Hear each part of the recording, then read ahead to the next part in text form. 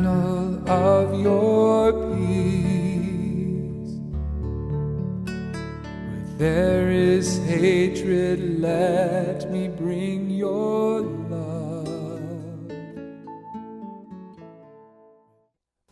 We moved here in 1965, so we went to St. Anthony's as a church before St. Francis was founded. And then my recollection of the founding of St. Francis was a meeting that was held over in St. Anthony by our founding pastor, Father Keyes. And it was a kickoff meeting, explained how we were going to get there and how we were going to build a church. And about a half a dozen people showed up. It's very nice. That was the beginning. After that, we went up to the store in Green Lawn by the railroad tracks. And every time a train went by, the whole building shook. So that was a good experience, though. And then we moved to the church. And initially, I can recall counting the Sunday collections in the basement of the rectory. And we had 5 or 6 people on a team, and we used to have to log in every check that was donated into a big book. Now we have 2 people on a team, and we don't log the checks in anymore. And probably because we don't have enough money, well, a lot less money than we did. The story I do tell about the church, though, about the store, is I had, we had Mass on the ground level in the store, and we also had an overflow at times in the basement. And you got to that basement level by going down concrete stairs in the back. And I had a friend of mine that on a Tuesday or Wednesday got hold of me. He was not a Catholic, and he said, I went into the city on Sunday and I took the Long Island Railroad and was stopped at the Green Lawn Station. And he said, I looked out, and from the basement of this building, I saw a priest walking up. I guess that's what he was, with the robes on, carrying some kind of a chalice. And he said, I looked at it and I said, I didn't know there was a church there. And it looked like something out of Dracula. So we got a good laugh out of that. But it's been a great time. Happy birthday, St. Francis. Well, when I arrived, I had been pastor 10 years in Hempstead at Our Lady of Loretto. Then I applied for St. Francis, and the bishop granted it, so here I am for 30 years. a part of the history. When I arrived, the rectory itself was just a house in the neighborhood, and the first thing I got about doing was to double the size of it, adding the offices and suites upstairs and so forth. So was quite a project, and but it turned out very well. Then with the church, I recognized the church to be very beautiful, and Father Keyes had done a very nice job, my predecessor and the founding pastor. And on the church itself, and particularly the stained glass windows.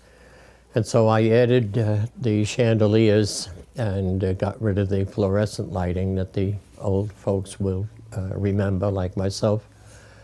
And then along with that, we redid the sanctuary, compliments of the Petrocelli family in the parish. And we also added a new piano and a new organ to the church itself to enhance our music ministry. And so it's interesting as being here now with Father Peter once again. When I came here in 1986, Father Peter was here already. He was my associate at that time.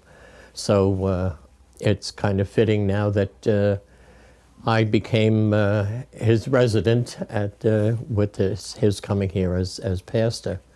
And we obviously go back a long ways. Practically, we were both grew up in Elmont and St. Boniface Parish. We were both altar boys or altar servers with Father Keyes, the founding pastor of the parish here. And so we have been friends for a very long time, thank God, and he continues to allow me residence here in the parish, and I help out a little bit. And that's about my story, and I have found the parish and the parishioners here to be wonderful people, very cooperative and also very generous with their time and with their talent, and as well as with their financial support. And I have a lot to be grateful for the many years that I was here as pastor, and certainly being retired, I'm likewise grateful, particularly to Father Peter, but also to the people of the parish that I admire greatly. Happy birthday, St. Francis of Assisi. I am here speaking for my Aunt Lynette. She had this seat, the second seat in the middle row. She would say, "That's my seat." And we all would try to get here very early to get our seat. And I realized a lot of the other parishioners would kind of respect the seat. All of a sudden they see her coming and I see them, they go down to give her the seat. I am so honored to know, because I really wasn't in the church at that time, but because of Aunt Lynette, I'm drawn so much because I feel her presence is here and she's still here. And this thing that she did for everybody, not just for the church. She was a very strict person, but she was a very religious person. She would pray for everything, and she would tell you pray. She would even tell the gardener one day he was smoking. He'd been smoking. And she said, one day the gardener said, "Aunt Lynette stopped me from smoking." I said, "How?" He said, "I was out there smoking, and Aunt Lynette said, 'Come in here.' And he came in. She said, 'You have to stop smoking now. Put that down.' And he did. He said he quit smoking. You don't want anything Aunt Lynette said, you don't want Aunt Lynette to get upset with you. When I meet with my friends from the post office, they all call her Aunt Lynette because I call her Aunt Lynette. They would say, Aunt Lynette would say this, and Aunt Lynette would say that. She leave a legacy that is so, even when she was gone, the day she died, and they was taking her they took her casket, and she was dead. I dreamt like a week after. I said, still missing her because I'm so attached to her. I dreamt that they took our casket from the back of the church, and they didn't take her from the front like they did. They took her from the side. And while they was going, I was so sad walking behind the casket. And I was walking, it seemed like I was walking by myself. And I was startled, like, I couldn't believe it. Aunt Lynette was beside me. She said, "Don't worry, I'm okay. I'm all right." And I go, I'm so happy now that she's all right. And we wind up, we wasn't in the same place no more. We was in her house, but a bigger room. And there was a chair where some sun was. And I said, okay, well, sit over here. 'Cause I was so happy that she was not dead. She said, "No, I don't want to sit there. Put me over there in the shade." And because I'm so happy looking at her, I didn't realize there was this face, gray beard, and it was like a cloud make his wing only over the face. It was amazing. I'm just happy that I got that dream. That's the best dream I ever get in all my life. The dream face just like circle around the face, and I put her right by the shade to sit, and there was like a vase or something by on a shelf, and I remove it because I just feel it may fall on her. And when I remove it, the face look at me and smile. I wake up from my dream. I'm telling you, I miss her, but I don't really, because I know she's with me. That's the best ever. She will do anything for our church. I'm so honored to be saying anything because we don't have enough time to say so much for this wonderful, saintly lady, my Aunt Lynette. Oh, happy birthday, St. Francis. Happy 50th.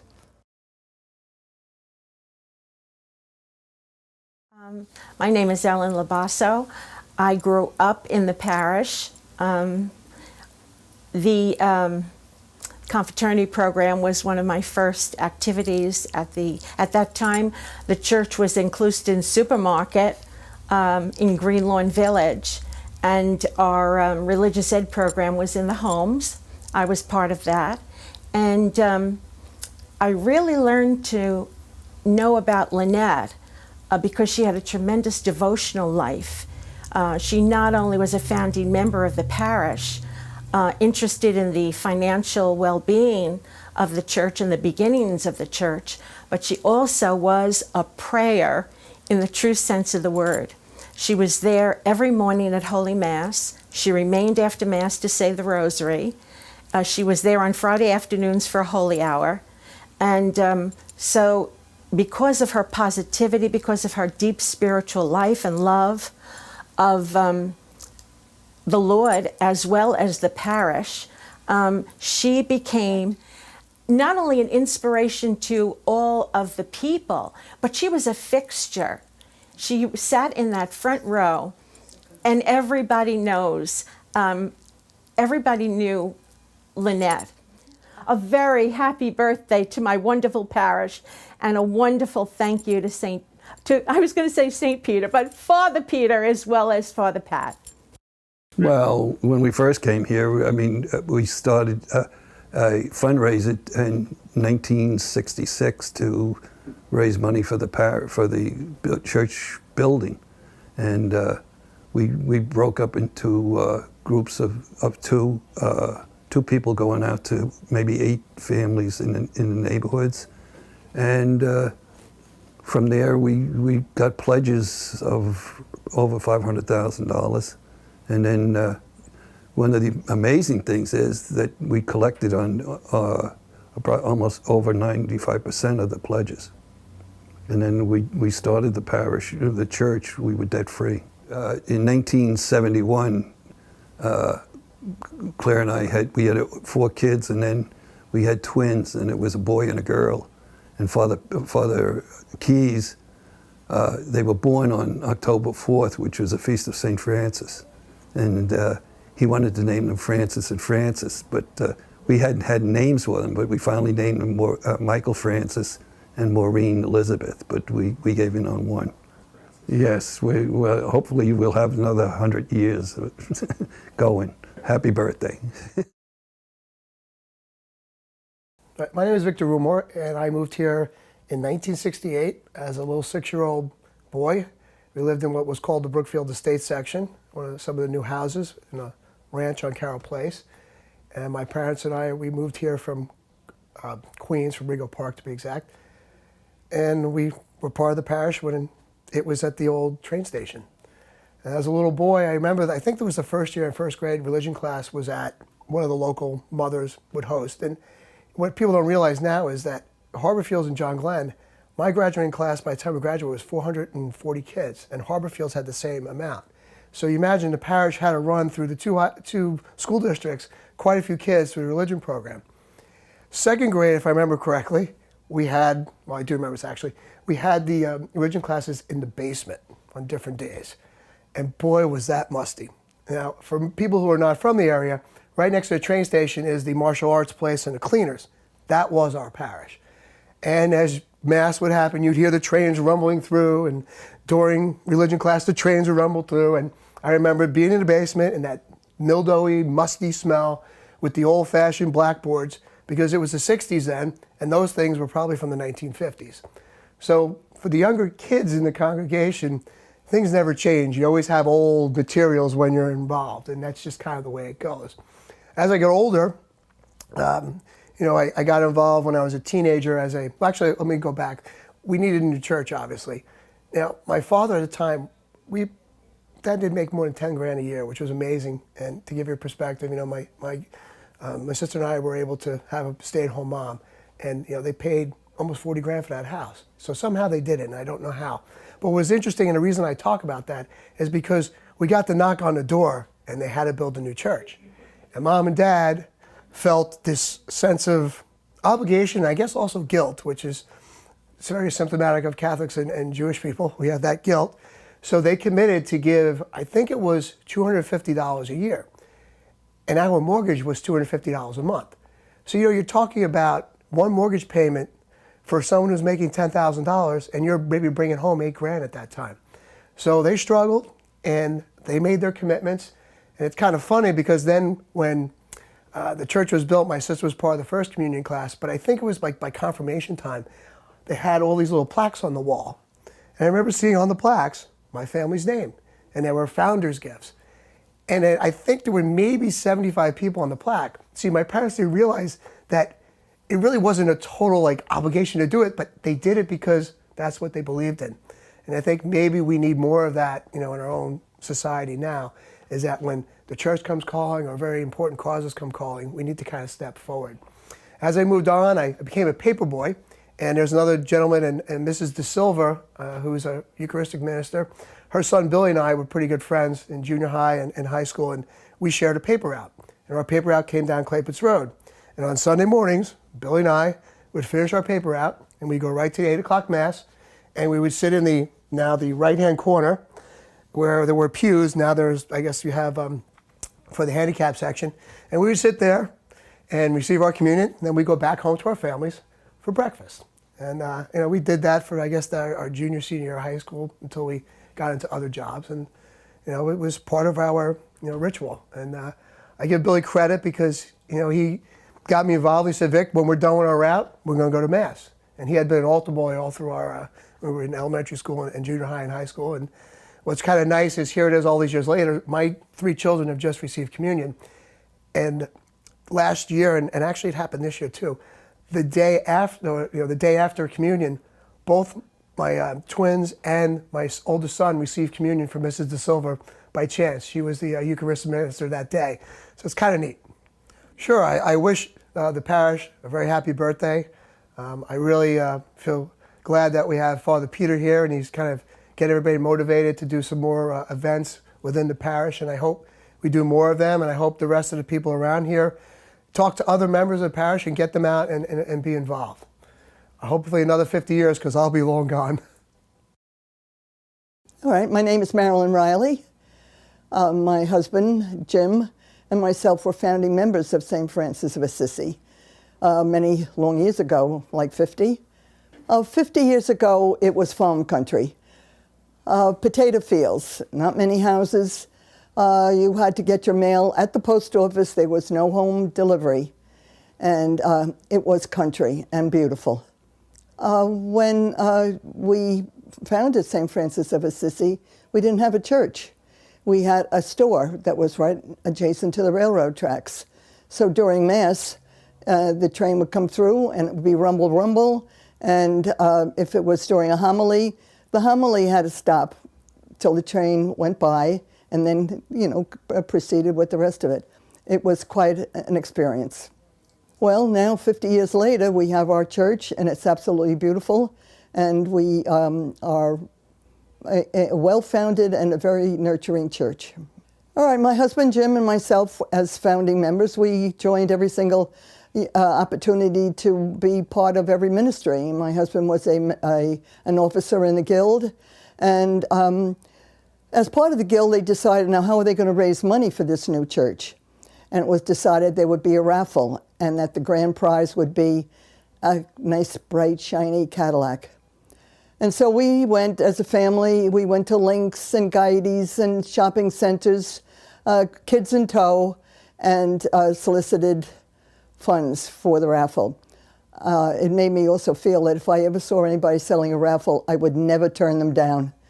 However, it came to our attention, like, what are we going to do with this Cadillac until it's raffled off?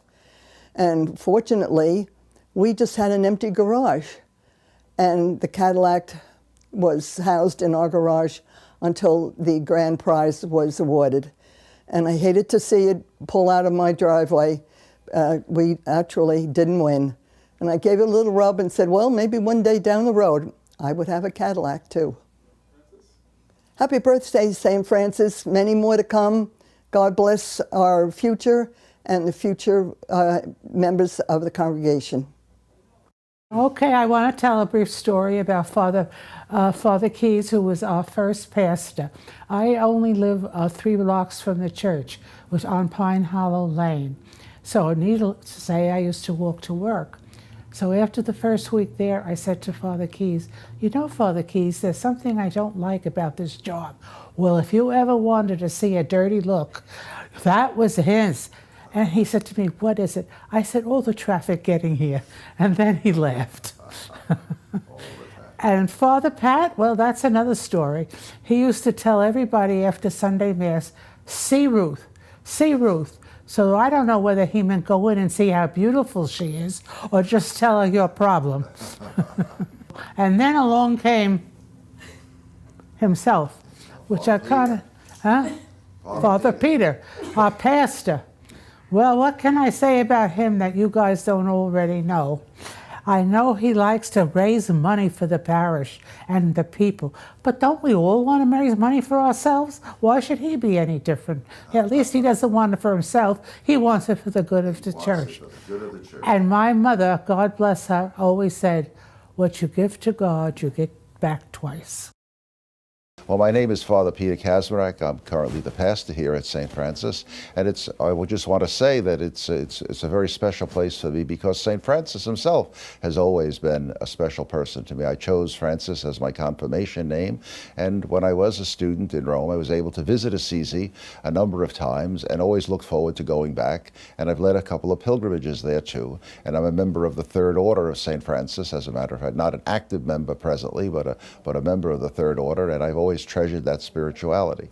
One of the beautiful things about St. Francis is that his way of looking at the world is still alive. It's still current with us. Oftentimes, parishes are named after saints that little is known about. Not that they're not great people, but with St. Francis we have that extra element of inspiration there. And I was privileged to be here 7 years as an associate, 2 years under Father Keys, the founding pastor. Father Keys had a great sense of humor and loved to reminisce about the past, and so I do always feel that I've been here in a certain sense in spirit almost from the beginning, if not from the beginning, almost from the beginning. And of course then I was here with some priests who remained popular with our people. Father Mike Torpy was an associate with me here at that time. Father Morahan was a long-time visitor. Father Tony Magbanoa was a long-time visitor. I got to know all these men. And so I feel, that I've been part of the story of St. Francis, really from the beginning. Now, after 17 years at St. Gertrude's as pastor there, Father Pat gave me a call and said that would I like to, follow him here at St. Francis if that was possible, if the bishop would consider that as a possibility. And it worked out. It worked out. So Father Pat is in residence here also as a retired pastor, Pastor Emeritus, and I'm in the rooms right down the corridor from him. So he's been able to break me into some of the realities of St. Francis, and I've enjoyed his companionship and his friendship here through the many years. St. Francis is a very special place. There's a lot of loyalty to the church here. It's a very active daily mass crowd of people. We also have a lot of devotional life. And as I say, St. Francis is a very good host and very open to other spiritualities because here we have a Third Order Carmelite group here in the parish. Okay, St. Francis more or less gave up his right to have a Third Order Franciscan here, so we have the Third Order Carmelites, which are really folks who are earnest about their prayer life and their devotedness and their focus on the Lord. So these are very good things. I'm privileged to have a number of very fine deacons here with me.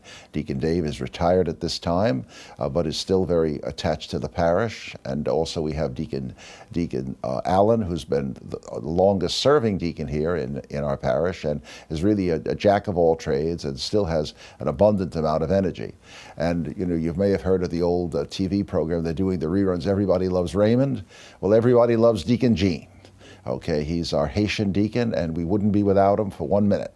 Okay, and we have to confess that sometimes he can come out with a whole sentence and we don't quite get all of it, but we love him nonetheless, or even more because of all of that. And then we have Deacon Jim, who's our resident Irishman with that very sharp wit that those folks from Ireland are noted for, and also his care and concern about the liturgy and about the smoothness of things flowing. He's a blessing also to us all. So, of course, the greatest blessing of all are our founders, some of of whom are still here, some of whom you met already, and they're still making a contribution after all these years, every much as loyal and loving toward the parish as they were in the beginning. The challenge is the new people, as an older generation moves on or retires or goes to the Lord. We are working hard to reach out to our younger generation. This year we're sponsoring the Arise program, which is a faith-sharing process, very well received in many parts of the church, and we know that here at St. Francis it's going to go over very, very well too. I want to really thank our gala committee. They brought a lot of new energies to this, and it broke me into a couple of new things. I was still back with a journal and all of that, and here I am not writing an article in a journal, but talking to you in this way. So I'm very grateful to them for the innovative spirit that they have and the energies that they brought. Diane and Mike especially, I single them out as really doing a tremendous, tremendous job. I don't know if there are any other questions that you want to ask me, but I'm here and available for them if you wish to. I'm very happy about the youth mass that we have. Okay, there's a loyal crowd there, and all we need to do is grow it a little bit. I can't think of any reason why young people wouldn't enjoy that lively music with the drums and a few other special instruments. So check out our 5 o'clock mass. We think in the whole Huntington area it's pretty unique. Thanks a lot, everybody. God bless you. Looking forward to serving you for a number of more years and still keeping you in my prayers, even in retirement, because this will always be, St. Francis, a special place for me. Thank you. St. Francis, happy birthday. 1966, 2016, and as they say with the seminarians with a Roman tradition, ad multos annos, for many, many more years. Amen. God bless. Happy birthday, St. Francis! Happy birthday, St. Francis! Happy birthday, St. Francis! Happy birthday, St. Francis! Happy birthday, St. Francis! Happy birthday of St. Francis of Assisi! Happy birthday, St. Francis! Happy birthday, St. Francesco! Happy birthday! Happy birthday! Happy birthday! Happy birthday! Happy birthday, St. Francis Church! Happy birthday, St. Francis Church. You don't want me to sing? Happy birthday to you!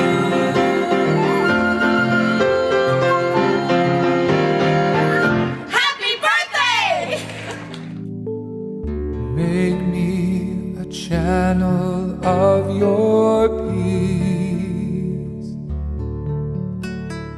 Where there is hatred, let me bring your love. Where there is injury, your pardon, Lord.